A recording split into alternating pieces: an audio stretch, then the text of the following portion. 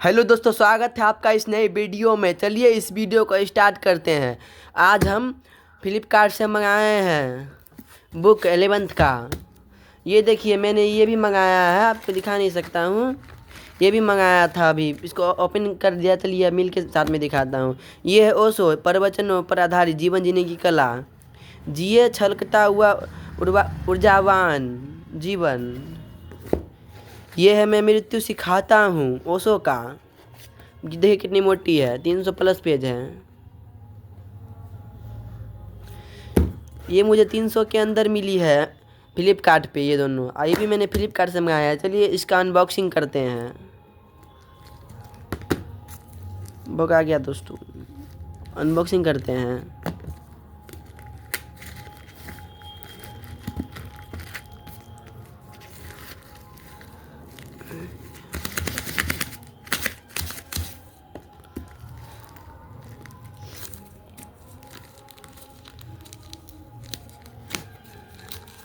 इसमें है class 11th की बुक, जो अभी नहीं मिलती है कहीं भी, जो स्कूल में भी बंटना बंद हो गई है।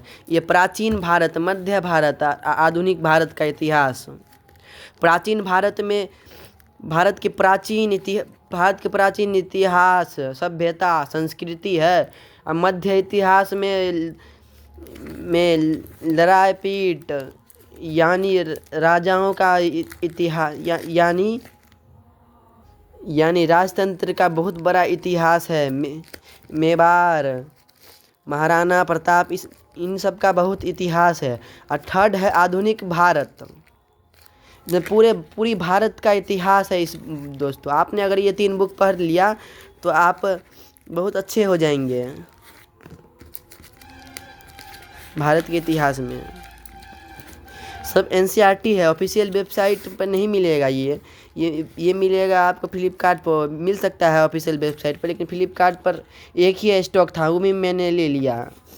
कुछ दिन के बाद वो स्टॉक आएगा। निकालने में थोड़ा दिक्कत हो रहा है।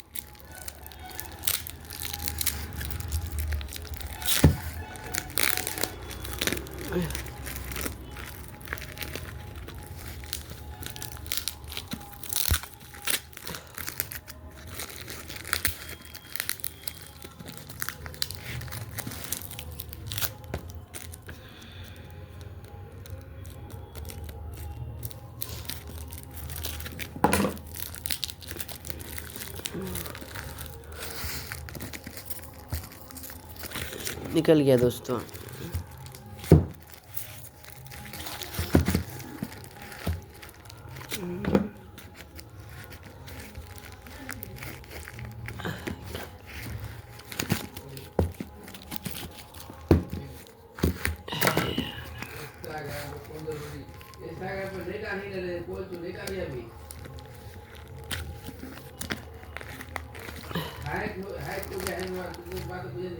दोस्तों, मैंने बीच से कट कर दिया था, बहुत टाइम लगा इसको।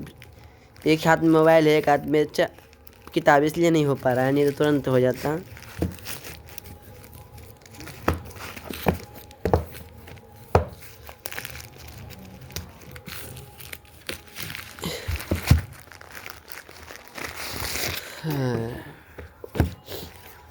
ये देखिए, मध्यकालीन भारत, 11वीं कक्षा के लिए इतिहास की पुस्तक। ये एनसीईआरटी का मैंने मंगाया है।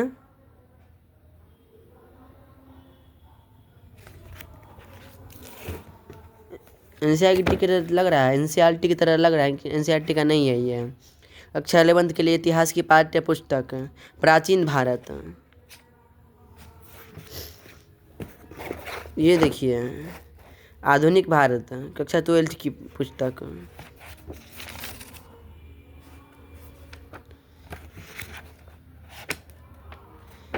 ये दोस्तों एनसीईआरटी की नहीं है, लेकिन एनसीईआरटी की तरह लगती है। चलिए मैं आपको फिर से बताता हूँ लाइन बाय लाइन करके, ये तीनों पुस्तक आपको कहाँ मिलेगी।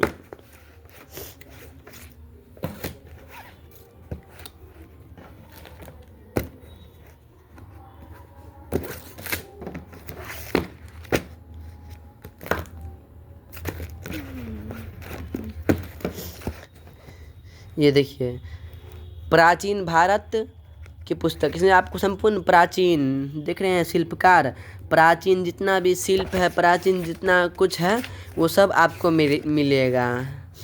प्राचीन भारतीय इतिहास का महत्व, प्राचीन भारतीय इतिहास के आधुनिक लेखक, स्रोतों के प्रकार और ऐतिहासिक निर्माण, भौगोलिक ढांचा, प्रस्तर युग, आदि मानव, ताम्रपाषाण युग, इस जितना है आपका हड़प्पा संस्कृति, कांस्य युग सभ्यता, जितना है आपको सब मिल जाएगा इसमें।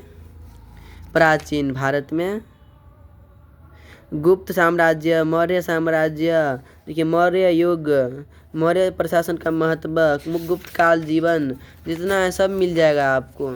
पूरा प्राचीन भारत का इतिहास, अगर आपने ये बुक पढ़ लिया तो प्राचीन भारत के बारे में बहुत कुछ जान जाएंगे आप, और आपको 11th 12th दोनों में कोई दिक्कत नहीं होगा। ये कंपटीशन के लिए बहुत बेस्ट बुक है। ये देखिए मध्यकालीन भारत, ये मध्यकाल में जितनी भी घटनाएं हुई है ये सब भारत में, वो सब भारत की घटनाएं हैं। देखिए भारत और बाहरी दुनिया, चोल साम्राज्य, उत्तर भारतीय साम्राज्यों का काल, संघर्ष युग, दिल्ली सल्तनत 1, दिल्ली सल्तनत 2, खिलजी, मलकुल सुल्तान खलजी, ये थोड़ा पेंटिंग मिस्टेक भी है इसमें।